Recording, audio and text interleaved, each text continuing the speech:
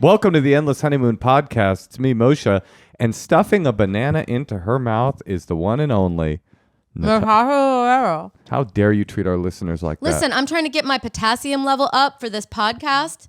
Having a banana. It's a good look on you. I've always liked the way you look stuffing a banana into your I throat. hate bananas. And my mom would always hate bananas? Mm-hmm. But Why? I ate that because I'm hungry and it was kind of green and I can handle that. Ooh, I would love you not to chew into the mic, though. It's mukbang. That's not mukbang. It's not. That's yuckbang. Well, listen, I have to tell you, Moshe, I am so impressed with what I've seen from you today. Well, thank you I very need to much. tell this story. Yes, Natasha? I've just been really complaining a lot about men. Yes, you have. Because I feel like women still have to do all of this like mental labor, constantly doing everything. And like men, the thing that we originally liked them for, we just have to outsource. Like you guys can't hang up a picture or like do, you know, some physical stuff that I need. I need like furniture moved. I need like even light bulbs. Like I'll just like pay TaskRabbit, you know, or have a handyman do it because I don't want to like bother. Anyway, the point is I got home and there has been this hunk of cement. A giant hunk of cement. A giant hunk of cement. Like someone poured cement. Like, I don't know if it Someone?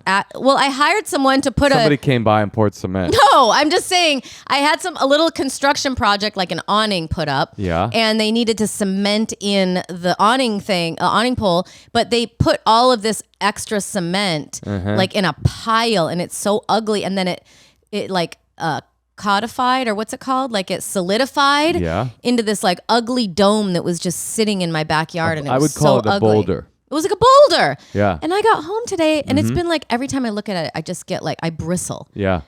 This has been for 2 months. I come home Maybe that's today. why I've been in such a stank attitude the last 2 months. I come home. It's gone. It's gone. And I'm like, What what a the trip. hell? And I looked around and I came right up to our podcast producer, Laura, and I said, Laura, were there workers here? And she was like, no. And I was like, oh, something's missing. I was like mystified. Yeah. And you... Yeah. I saw two things. Yeah. I saw a plumber's wrench. Yeah. And I saw a wet piece of rope that looked like someone might have hung themselves. And those two things with like bark everywhere were the only Evidence? evidence. And that you some told shit me had gone down. you told me you removed it. Talk me through this, Moshe. You want me to talk you through it, huh? How did you do that? Because the other day I was like, oh, this is cemented into the ground. Well, I'll tell you, it wasn't easy, Natasha, and I want to thank you for bringing it up. And I actually am going to go ahead and say it was a heroic effort. What I had to do was take that plumber's wrench and wedge up this boulder of concrete so that there was some space between the ground that it had been buried into and just a little wedge so that I could wrap a rope around it. Oh Cinch my the God. rope. How did you think of that? Because I'm a fucking man, Natasha. Though you cuck me out, though you deny my masculinity, I'm a fucking man. But how did you know to do a rope and a plumber's wrench? I used my man brain. A rope? Yeah. I would have talked to you. You I came wrapped to me. it. I lassoed Thank God it. you did it while I was gone. Thank God indeed. I roped it around the boulder. I cinched it tight. I wrapped the rope then around my buttocks, and I used What? Yeah, honey. I wrapped Were you in that it- white outfit? I did take the shirt off. I started with this Oh outfit. my God. So you were out there. Did anyone get it on video? Nobody got it on video. This is the invisible. You became a human This mule? is the invisible labor of men. You were That like when a human mule. When women aren't around, they don't see the stuff that men do for them. I wrapped the rope. I wrapped rope around a boulder. I put it through a loop. I cinched it. I wrapped that loop around my waist. Sounds a little put dramatic. it under my butt and pulled it back using all of my strength so that it came undone. Then, Whoa. oh, we're not done. Did you loosen it first with the plumber's wrench? Yes, I did. Then I went and I got an IKEA shopping bag. I put the IKEA shopping bag. Hopefully one of the blue ones, not the white one. It was the white one. Underneath the boulder. I toppled the boulder into the IKEA shopping bag and I attempted to lift the boulder. This was very difficult. So I thought to myself, I need a wheelbarrow. We don't have a wheelbarrow, folks. So I went and I got our child's blue push car. It looks like a little car with a honk honk. And I toppled the boulder into the blue push car. I pushed the This blue is such a Moshe job. I pushed the It blue involves car. all these props, kids' toys. I pushed the blue his car body into the sidewalk. I toppled our garbage can over. I pushed the car up, thrumbled the boulder into the garbage can. At this moment, a male friend walks by on the sidewalk, and I said, "Where were you when I needed you?" Nearly a moment ago. And if you go into our garbage can right now, you will see 100-pound boulder. That You think it was 100 pounds? Yeah. Wow. That I, That is impressive. by myself, was able to wrest from its underground perch. And I'm going to say this. I think that I'm underappreciated in this house. And that is the evidence. I mean, here's the thing. When I got there, I was a little mad. I was like, who left such a mess? Because there was like bark everywhere, a plumber's wrench, and a wet piece of rope. Now, this is classic you. But because you did that, I'm like, maybe it is okay to pick up after him because Thank you. that made me happy. And Thank it was you. worth it for sure. It took Thank me you. 2 seconds. I got blue all over me. Look, this is from your rope. I did clean it and pick it up. Yeah. But I'm surprised your white outfit isn't full of... I took the white outfit off. Oh, I see. And I did the work that needed to be done as a man. Well, honey, I have to tell you something. I'm very impressed. Well, you should. I am very turned on. Well, if you had seen it, And you would have been more turned on. Because I know you've always wanted to get absolutely fucking creamed by a mule. That's a secret sexual fantasy you've always had, is to get an actual half donkey, half horse to just absolutely split you open. So that's what a mule does? They like help move heavy boulders kind of thing? Well, it's called being a beast of burden. And that's what I was today. Moshe, this is so I'm actually curious, what was the other ways that you thought to remove that? Because that one's pretty specific. I went and tried to lift it. I realized very quickly that wasn't going to happen. Right, I realized that too. So I knew that I needed to pry it. We don't have a lot of pry tools. I see. So I found... Kicking it? Did you try to kick it or throwing something at it? No, honey, that sounds like woman's logic. But Well, it's just such an mind of a intricate man. plan. I mean, you turned yourself into a mule. Yeah. Don't you have a bad back? I didn't put my back into it. I put my butt into it. So you did the rope super low, like close to your butt? Under my anus. Wait, you used your No, my upper a-hole. thighs? No, my ass. What my about your ass. penis? Wasn't that? I didn't use my penis. Although now that you mention it, I could have wrapped that around it and just thought about you, got an erection, it would have popped it straight out of the ground. But I didn't think of it at the Okay, time. so this is a manly thing because that's not something I would know. So you came up to it, you sniffed it out. You're like, this is a prying situation. Yeah. Okay. And I thought, I'm going to need a rope. Okay. I have a rope. Lucky me. I went and got that rope, and I used my anus hole to pry it out of the ground. And how many minutes did it take? It took a cool half hour. Yeah. You were sitting in the backyard with no shirt on. I had a shirt on. With a rope around your butt. Butthole. Just like argue pushing and I pulling. was arguing with it. Pushing I and was pulling doing it this Jewish boulder. Style. I was like, would it kill you to come out? That is really impressive. And then when you finally got it, did it feel great? I nutted. I did. I nutted in my white pants, and that was lucky I was wearing white pants because it blended right in. All right. Well, It felt great. It felt great. I mean, it felt. I wonder if it felt as great as when I walked out and that fucking hunk of shit was gone. It felt really good, and I thought It came up to my knee. It was really big, and I was able to do it all by myself. Nobody helped me. That's amazing. I would have paid someone $2,000 to remove it. All it took was a child's toy, a length of rope that I bought for another task that you shamed me for and wouldn't allow me to use, and a pair of garden shears. I'm going to be honest with you. It was not a plumber's wrench. It was a pair of clippers. Did you break the clippers? The clippers are alive, and they live well to this very day. Well, I'm very impressed. You're much more handy than a lot of my friends' husbands. Oh, well. Nay, though I am in the Writers Guild of America, I still know how to move a boulder using nothing but a rope, my own anus, and the power of my mind. You also are half European farmhand. That is true. I do have some strong house building Gentile blood flowing through my veins, and that may have been what I called upon. Maybe that's what turns me on. I'm just kidding. Maybe it is. Maybe it is. Maybe the growing scourge of anti-Semitism is alive and well in my own family. Hey, Tosh. Yeah, Moshe. You know what I love pounding you on? Buffing you on. Saturday? Yes, Saturday, but on top of my favorite Prostitute? Helix mattress. I love a Helix mattress.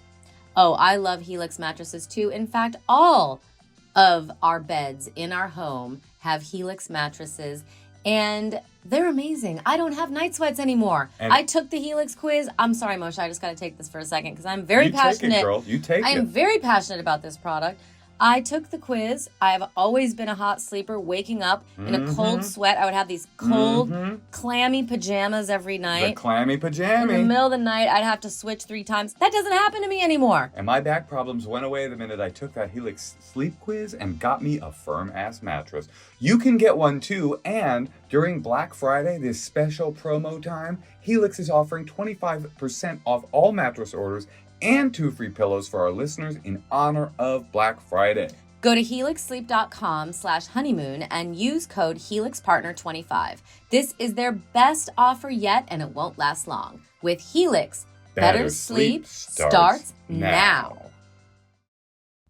So today, because it's just you and me, Natasha, no guests, we're raw dogging the podcast. We're going to do one of our famous written episodes where we answer your questions that you've written in. People that are too scared to come on the podcast, but do need a little bit of help. Oh, I love that. All right, can I go first? Yes, please. Okay, here's one. Hello, day one listener, first time writing in. That's love a it. pretty good. That's a pretty good. What is it?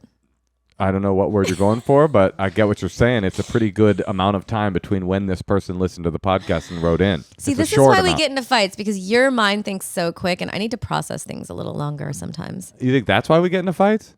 No. All right, listen. All right.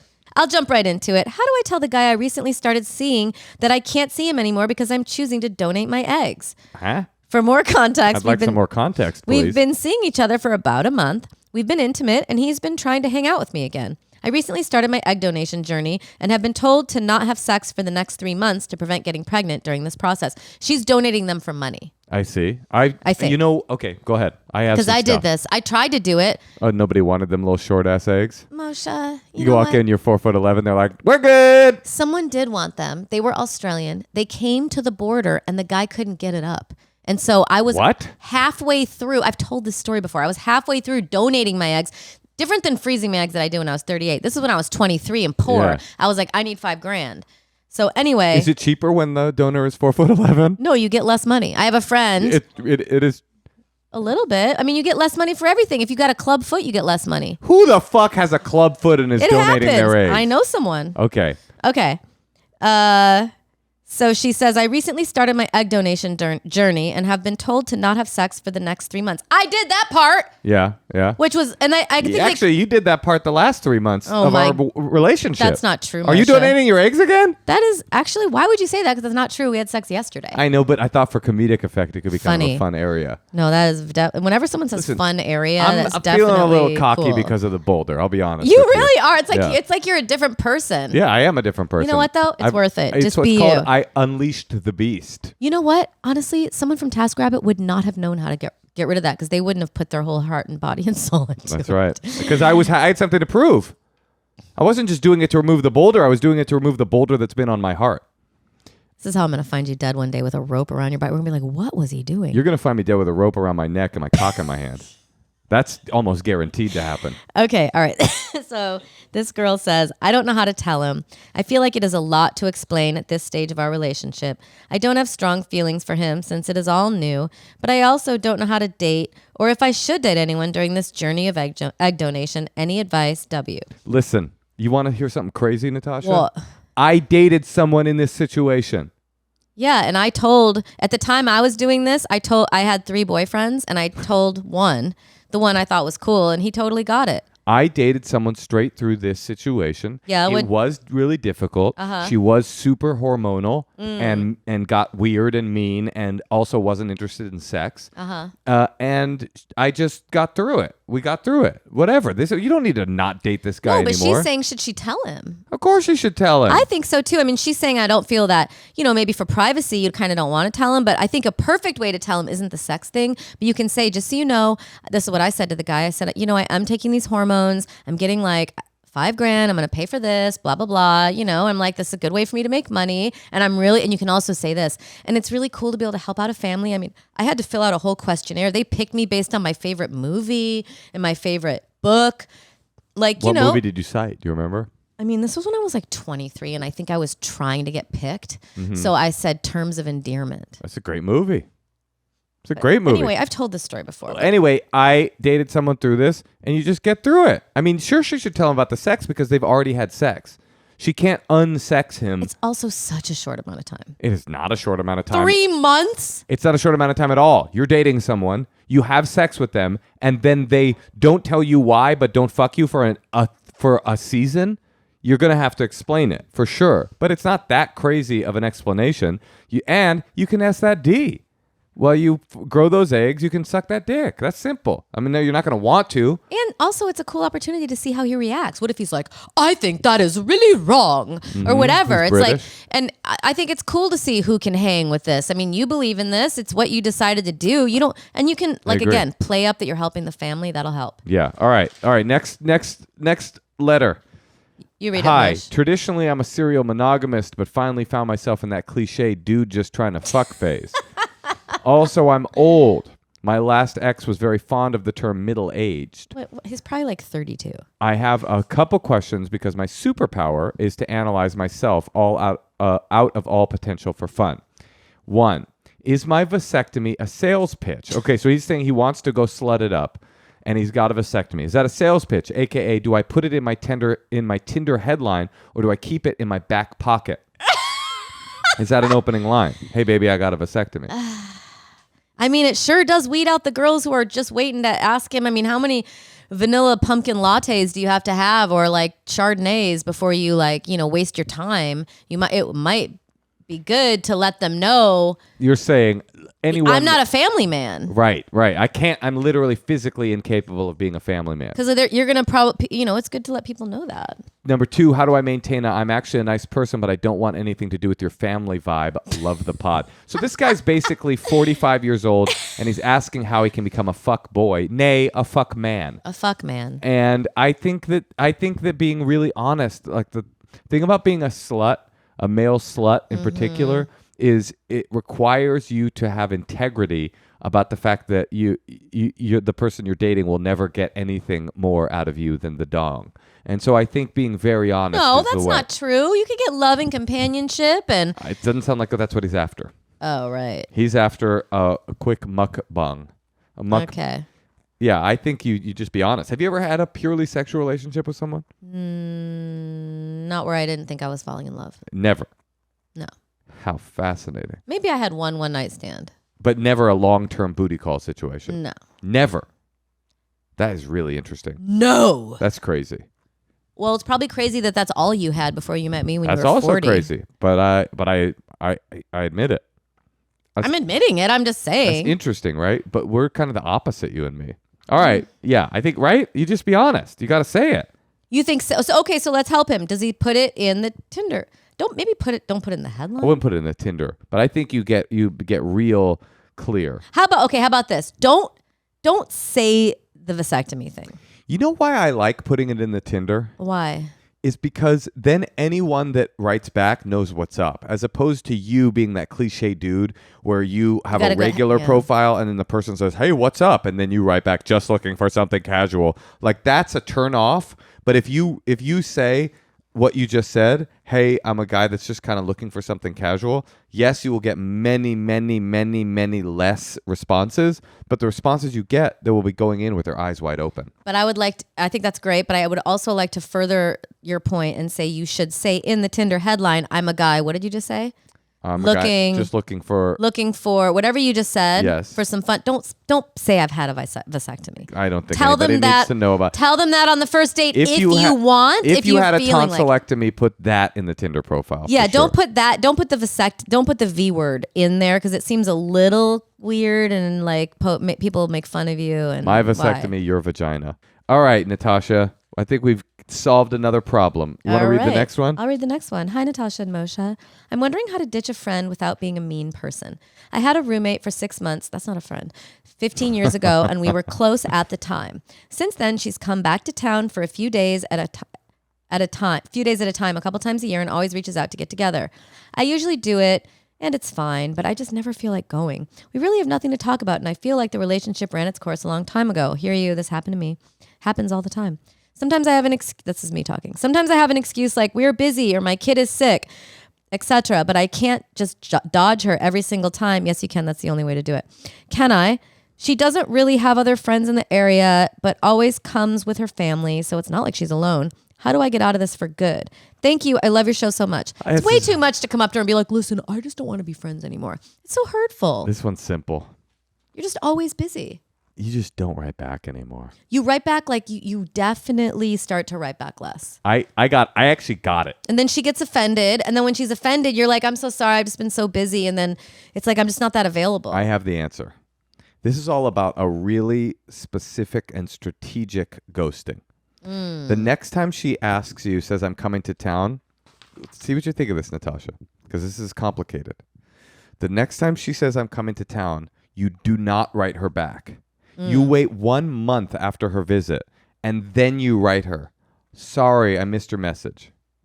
Then the next time she comes to town, you don't write her back at all. This is a very clear signal that you've devalued the friendship, and it doesn't beg the question, are you dead? So you do no response.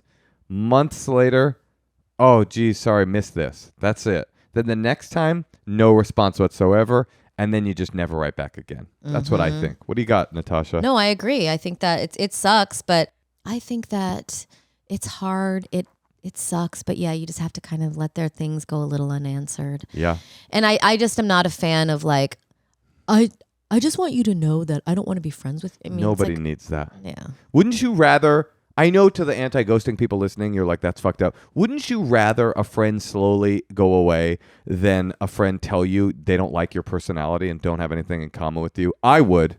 Or that you felt like, yeah, because it's like you also, it's hard because your time is so valuable. And as we get older, our time gets even more limited. And it's so hard because sometimes, yes, you had friendships that meant a lot to you, but you've kind of stood up and done this other thing and turned the corner and they haven't. I got it. Yes, Laura? Ghosting is worse. Laura, who we literally can't trust because her emotional responses are like psychotic, says she's had both happen and the ghosting is worse. How about worse? How about this, Laura? Okay, I got an amendment to my last one. The next time she writes, you write back immediately with a very bad excuse. Sorry, I can't do that. I can't get together at that time. Just really busy right now. Then the next time she writes, you do the month later. Then the next time she writes, you don't write back at all. How about that? Well, I haven't had that happen. Has never had that happen, says Laura. It seems like it would be the worst of all of the options? Being strung along. She says it sounds So is it like a breakup? Because you wouldn't, because it's a little different. A friend from, first of all, this is a roommate from 15 years ago. And the problem is she probably hasn't really developed that much in the past 15 years. Or maybe she has, but she still thinks the same, that you guys are friends. And she's also like, kind of using you, right? She's trying to stay at her place. She's not. Or Where'd you she's get trying that to from? hang out. I was trying to use her to hang out. Friendships usually don't involve that. Now I'm having a hard time because Laura said that she's experienced it. I've never experienced this, and so I feel like I'd rather be ghosted, but it's hard to refute direct experience. So you're saying, Laura, that maybe the right answer would be an email. Next time she says it, say, okay, this is the new pitch. Hey, sorry. The truth is, I'm so busy these days. I don't have time to hang out with anybody. I'm not going to be able to make it. That's kind of good. I mean, I think there is something to what Laura's saying, though. A message where they're lying, but they say, hey, just so you know, I'm not gonna be able to get together with you. I'm so busy these days. I don't have time for anything social. I'll let you know if anything changes. Is like a really clear message. What would you rather have, Natasha? That would hurt, but They all hurt. I almost would Cut it off. I would almost rather have someone ignore me and then I'll just pump myself up one day and say, oh, they probably got busy and just didn't. I think I'd rather have someone ignore me than tell me that they didn't have time to hang out with me, to be honest. Oh, this is a tough one. I think either option is going to hurt your friend's feelings, but option Laura does have more integrity. That's true. Actually, I mean, and more boundaries. And no one's more personal boundaries. No one's suggesting the actual honest answer, which is what? Hey, I don't. Even mine includes a lie. I'm too busy to hang out with anyone. No one believes that. Oh, I'm no longer social. The actual honest answer is, hey, I'm not going to be able to get together. I think our friendship has run its course. No. I think I would say something like, hey, nice to hear from you. I'm so busy these days. I wish I had time to even hang out with my boyfriend or my friends. They write back. But have fun. You never hang out with your friends? Huh? They write back. You mean you never hang out with your friends? I mean, I don't know. No, I think yours is actually good. Hey, I'm so busy these days. How about this? This is good. We've gotten to it. With work and yeah. Hey, with work and everything else, these days I barely have time to hang out with my boyfriend and closest friends. I wish I had some time, but I'm just not going to be able to make it. Yeah. Say hi to blah, blah, blah. No, don't do that. No door. Because this was a roommate. This was not even someone you naturally would have liked as a friend. Yeah. Because this is someone who paid to live in your house. The same is not true for her. She's like, oh my God, I can't believe my roommate is someone I want to keep in touch with close. Yeah, well, you're probably cooler for the than rest her. Of our life. All right, wait. Before we go to the next one, yes, should we do some secrets, Natasha? Yeah, let's do it. Hey, Tosh. Yeah, Moshe. Let's talk about microdosing. I love to micro and macro dose. But this is just to talk about that micro. You know that just right feeling when your body and mind are really at peace, like after a workout or a nice long shower? Oh yeah, when you're relaxed, focused, but just a little energized, not totally tripping out. We call that being in the zone. Well, microdosing can help you get into that zone easier and stay there longer. Microdosing can also help you relieve anxiety or pain, muscle tension. It can give you that mood boost, it can make you relax, and you will be living in the moment. It can also help spice up your sex and intimacy, however, we do not need that at all. Lucky, because I am sober, and if it was even slightly less good between us sexually, I'd be microdosing right now. It can help you with falling asleep, it can help you staying asleep. It can help you with your exercise, your post-workout recovery. Your focus, your creativity. To learn more about microdosing THC, go to microdose.com and use code HONEYMOON to get free shipping and, oh my God, 30% off your first order. Don't take the Lord's name in vain. Again, that's microdose.com, code HONEYMOON. Microdose.com, code HONEYMOON for 30% off. Hello, Natasha. First of all, I just want to tell you that I've added this number to my phone book on my phone because I love calling and reading secrets. Anyway, my secret is that when I was 17 years old, my parents donated a bunch of money at some auction and ended up getting us, as in me and my family, a private plane to Mexico.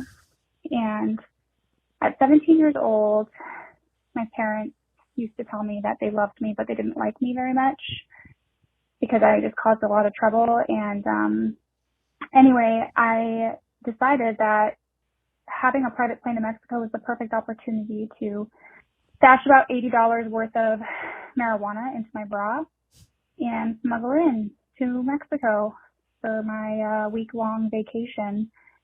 And I didn't get caught or anything.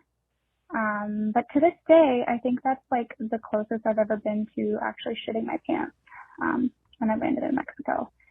But I got away with it. I've never told my parents because I have my shit together now, and I feel like they're going to probably change their opinion about me if they know. Anyway, now you know. Now somebody knows. Okay, bye. I'm going to go ahead and say take the Secrets Hotline number out of your phone. I mean, if that was your opener... I'm gonna guess it gets duller from here. That I'm only kidding. This is a great story about bringing in half an ounce of weed to Mexico, where you literally can't cross a beach without a child going coke dope weed on a private plane that somehow you got from donating money. Listen, I was hoping something real spicy. was She cute. was cute. I'm only joking. I hope you know that I'm only joking. Okay, let's hear another secret. Yeah. Hi, Natasha and Moshe. My secret is that I find my brother's wife very annoying. She's annoying because she's too nice. Like, she's very kind and thoughtful, but it's like she is nothing else. Like, she's not funny. She's not super bright. I mean, she's educated, but she doesn't have anything interesting to say. And she's also not very attractive. Like, she's thin, but she's got an ugly face. And her demeanor is just very, like, gauche and wholesome. And I can't help but reflect on that time years ago when they had been dating 7 months that I told him not to break up with her. I wish I had him because I think he could do better. So yeah, I wish I could get over this somehow. I think I'm getting increasingly rude to her, and it's bad. Love you lots. Bye. Okay. No. Here's what happened, Natasha. Okay. She said my brother's wife. Oh, I see. And I heard my brother's life. And I was like, wait, are we so progressive but also transphobic that you say brother but then use the right pronouns but the wrong? I got confused. So she doesn't like her sister-in-law. Yes, that's Okay. what. Yes, and that is a classic. Yeah, but I mean, that's not that big of a deal. Yeah, it's just you got to deal with it. You got 4 days a year max. Yeah. If you play your cards right. With the brother, I mean, no, that's not true. I'd say 10 days a year. Once a month is good. Yeah. You can fashion your life so you like went to that dinner but not that one. That you went to that thing but not that thing. That you know, or there's like a lot of people around. You don't have to sit by her. Yeah, you just got to suck it up. I mean, this is a classic. You do not get to choose who your siblings marry, and unfortunately, they are in your life from now on. So you'll never like her, but you got to learn to deal with her. I agree. All right, one more secret. This better be a good one, Laura. I know, Laura. Find us something juicy. Hi, Natasha and Moshe. My secret is that I just fooled around with my landlord's person, but she was there. So, like, actually, she consented to everything. But they kind of, like, had sex in front of me, and it was cool. And then he wanted me to take my moves out, so I did. And then he sucked on them, and yeah, and then like we were done, and I don't think I will tell anyone about this. So that is my secret. Thank you. In 10 years, she's gonna be like telling people advice like definitely don't have just sex flings with your landlord. Because seriously, like I think this is cool that you did this, but like it's boundaries. Like it's where you live. It's too much. Well, you better get a rent reduction. I mean, you gotta get a rent reduction. What? It's just so you can get your tits sucked? You gotta get something more out of this than just getting. Yeah, your you're gonna tits be sucked. getting leered at every time you come home, and you're gonna have to feel like you have to look cute when you try to go out and get a coffee or whatever. I mean, Let me just say to It's kind of $80 annoying to worth of me. weed in my bra, lady. That's what a secret sounds like. yeah, no, that's a good one. My That is a landlord good one. sucked on my titties while he fucked his girlfriend. I mean, you gotta get a rent reduction. Wait, is the landlord the man? Because she said, well, yeah, his landlords person was landlords there. are always men. No, but well, I was trying to figure out what she was saying. She I said think the that's right. landlord's person was I think there. the landlord is the woman, and her person was the man. Her person? Yeah. You mean her boyfriend? Well, she said person. Is that a thing now that people say? I don't know. You know my person? Like you're my person? Oh, okay. Maybe. You're my You person know how too. on The Bachelor, there's always some moment where you go, "You're my person." Oh, I yeah. found my person. All those women on the I always Golden do that. Bachelor. I look at you sometimes. I go, "You're my person," and I just want to have a tenant suck on your titties. As my person, that's what's important to me. All right. Well, listen. That is wild. I mean, that's gotta be somehow in the kind of Me Too milieu, right? A imbalance of power. You got to get money off your rent, dude, for sure. Well, good luck with that. But also, If I'm letting my landlords suck on my titties, you I'm gonna be getting money off the rent. They're going to get into a relationship. It sounds so annoying to me. I mean, how annoying is a threesome anyway, or a poly relationship? But then it's like right outside your door. And it's landlords, and we all know that landlords are scum. You're letting scum suck on your titties? Don't let a scum suck your titties. All right, let's read a couple more of these, Let's Moshe. do it, We might not girl. get to all of these, but let's do one or two more. Hi, Moshe and Natasha. My husband and I have been together for over 10 years. We're both in our 30s and have 2 kids. My husband tells me he has found God and his faith again. He grew up religious, Protestant, and then eventually became an atheist. I grew up with almost no mention of religion in my family. I was baptized Catholic, but never practiced. My parents never spoke about religion, and I don't remember going to church ever. So I don't have much of an opinion on religion or faith. I respect other people and whatever they practice, but I have no experience or thought about it. My husband went to church today and brought our 5-year-old. I feel uneasy about it. I want to support him, but I feel uncomfortable when it comes to religion. He says I should have faith. What if he wants me to start going to church? I don't want to be excluded from what my family does, but I also just have no experience with this. And as I said, I feel so uncomfortable about it. Any help or advice would be appreciated. Thanks. Signed, Satan. Well, there's your problem. I was on your side until I read who it was that was writing. Satan, away with thee, get behind me. You got to lay the law down now, ASAP, because if this is any form of Christianity, they're very into a recruiting aspect.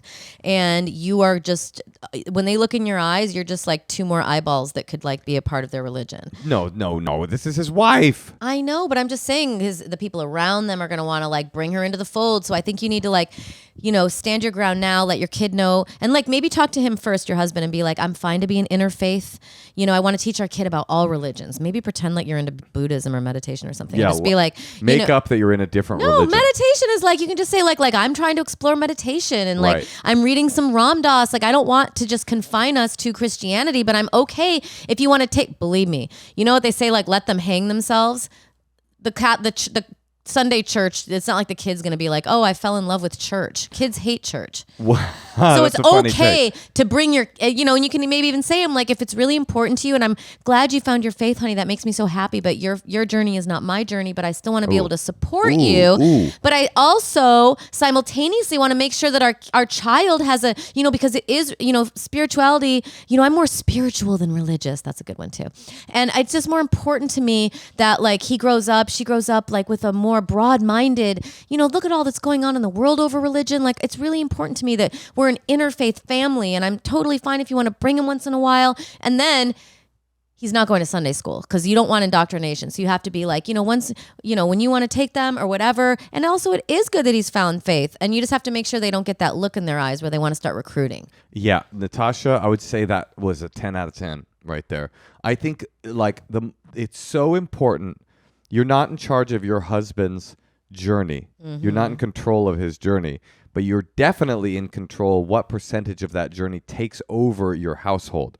So like, there's a lot of Christians and every other religion that wear it like a loose garment. And then there's a lot of people in religion that it becomes their primary thing. Now, you aren't there yet, but you're at the beginning. And so you have to lay down, just like Natasha said, ground rules. You say, and you don't make them seem like rules. You're just like, hey, I'd love to talk to you about but they this. are actually. I No, think I there know. are some I think there are some non-negotiables. One is that that your husband never tells your child that Christianity is the right way and that her way is the wrong way. That's true. There's never a your mom isn't saved, she's going to hell type of situation happening.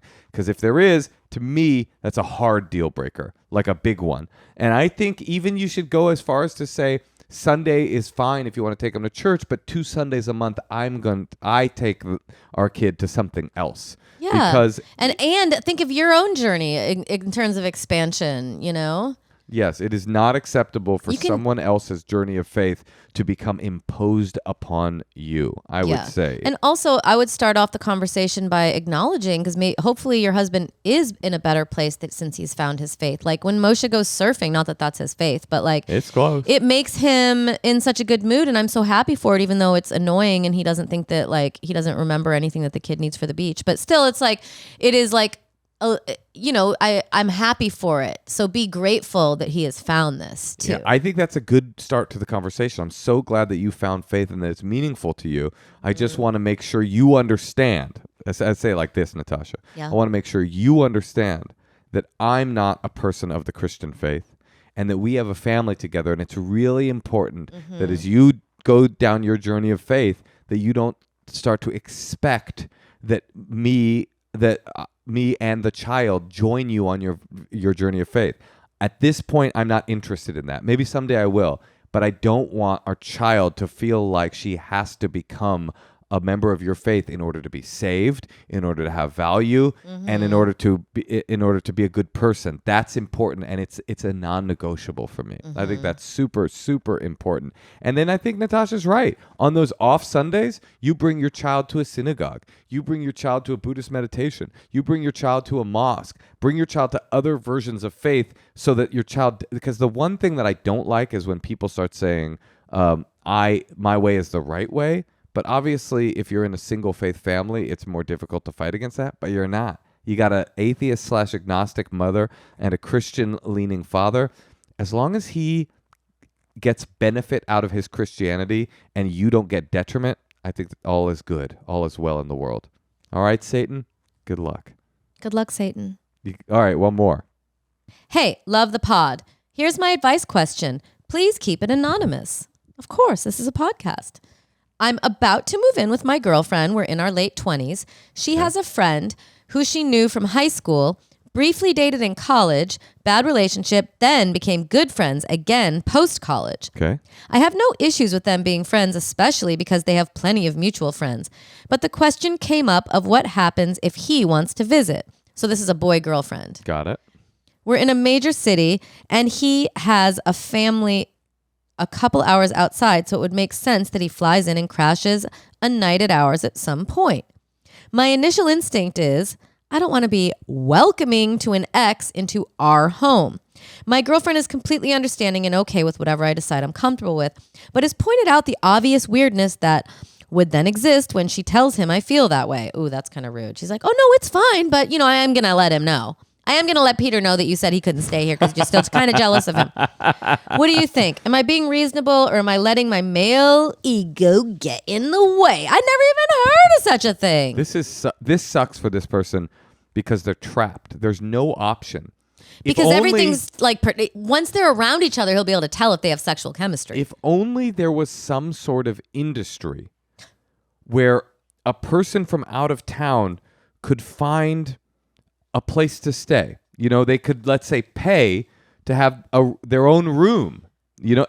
Like they say they live in a major city. People don't always have money. Like that could be like $1,000. Well, then why is he coming to town? He's coming to town because he probably has $700 he can go out to eat, but he can't afford a place. The premise here is that this person is coming to town on a vacation. It's probably New York. Has enough money to visit New York City. And then stay with his ex. But his only option is to stay at his ex-girlfriend's house. Maybe save up and do one trip a year instead of two so that you can afford to stay at a hostel or an Airbnb or at a different friend's house. Honey, I'm going to hope this is Manhattan, because if this is not Manhattan, it's like this.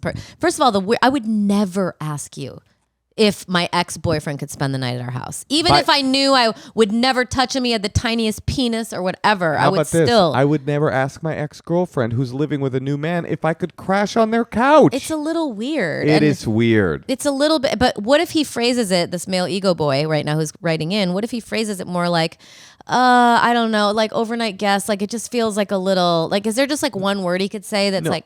I think you're missing the. Because she's also like, I'm going to tell him. That's the part. That's the rub. That's weird. It is your girlfriend's relationship with this person that is the onus. The onus is on your girlfriend to not say, oh, my boyfriend doesn't want you staying here. I mean, is everybody incapable of easy and clear communication? You're a very clear communicator, Moshe. The girlfriend Moshe. doesn't say, oh, unfortunately, I'm snitching on my boyfriend. He doesn't want you staying here. Yeah, why can't she speak for both of you? Hey, we don't have room. Yeah. Hey, we're not. Hey, how about? Unfortunately,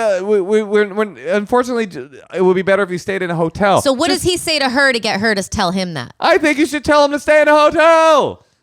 Just tell him to stay in a hotel. Yeah, like there's tons of Airbnbs. Here? But and then maybe say, but he'd love to get dinner with you. We'd love to hang out. Hey, high five. Because you know what? By saying that, then it doesn't mean she can't be like, oh, he's jealous. We'd love to take you out to dinner. Yeah, we'd love to take you out to dinner. It'd be fun, and then you can get to know him a little better and see what their vibe is. See if they get drunk together. See what's the situation. It's so simple. Unfortunately, it's not going to work to have overnight guests right now. Yeah. But we'd love to hang out. We'd love to take you out to dinner. Is he so dense that he's going to be like, he's going to get that message? Imagine the ex-boyfriend. He gets the message. Hey, come to Manhattan. Hoping I can crash on your couch. The girl writes back, oh, dude, I'm so glad you're coming. Unfortunately, it's not going to work out to do overnight guests right now, but we'd love to see you and take you out to dinner. He reads that email and just goes, what the fuck?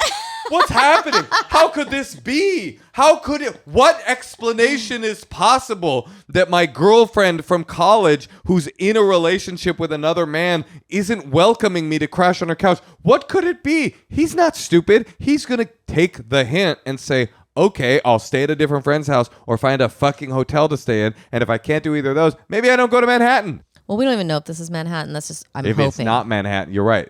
I'm hoping too. If it's not Manhattan, it's unconscionable. Because, I mean, yeah, I just don't get it. I don't get why this He just girl... needs to work on his language because he does have a male ego. He has in capitals, welcoming to an ex into our home. He has our home in capitals too. So you're clearly like perturbed by this, but don't show the girlfriend that. Just say, yeah, let's take him out to dinner. But I think overnight guests, that just seems like a lot. No, it's a two-part conversation. Yeah, let's take him out to dinner, but overnight guests, that just feels like a lot. And also, there's no need for you to tell him the reason he's not staying here is because I don't want him here. Fucking the biggest duh of all time. Yeah, this let's is a just Mount have Everest dinner with duh. them and get the night clear. Look at this sentence. My girlfriend is completely understanding and okay with whatever I decide I'm comfortable with, but has pointed out the obvious weirdness that would exist when she tells him I feel that way. She's campaigning for him. Don't tell him he feels that way. And if she can't do that, then maybe, you just need to pay attention. And you definitely should have dinner with them while they're in town so you can kind of gauge this. Because I think it's weird that she's like, if you say no, he might be mad. It's a little bit like, ooh. My hands are pitting tied. the boy. She wants the boys to start fighting in her yard. Oh, my hands are tied. Unfortunately, I am going to have to tell him that you're just too insecure to have my ex-lover stay on our couch. So I will have to say that to him. This is young people shit. She doesn't understand. This girl doesn't understand. That she shouldn't say that. That she shouldn't understand. They should work as a couple. They should work She and the boyfriend living together are like a united front. She's focused on how uncomfortable she will feel telling him no. But part of the process, listen, I'm going to go further. Part of the process of growing up is you just don't have people stay on your couch at a certain point. That's also a thing. You get to a certain age and you just go, oh yeah, it's a little tight here. It's a little tight. It's unfortunately a little tight. Okay, is it your brother? Your brother coming to town? Okay, maybe you have him stay on your couch. Your best friend? Okay, maybe you have him come to. Your ex, who you rekindled it doesn't beg an explanation when you say, oh yeah, it's a little tight around here. Unfortunately, we can't do overnight guests. Everyone needs to figure out that they can just say what is true for them and not blame their boyfriend so that they don't feel guilty. I agree. Well, might everyone be as excellent a communicator as you, Moshe? And listen, man. If you have a secret, give us a call at 213-222-8608. If you have a boulder that needs moving, go ahead and leave that on the secret my hotline. God, Moshe. I'm happy to come to your place. You can remind me of that for the rest of our life. This was like a seminal moment in my life. Yeah, it was a seminal moment for me too when I busted semen into my pants. Give us an email if you want to be on the podcast, endlesshoneymoonpod@gmail.com. We can have you on the podcast. You can also be a member of our Patreon. All right. Well, talk to you later. Hey, I'll talk to you later, Natasha. Love ya. Love you too.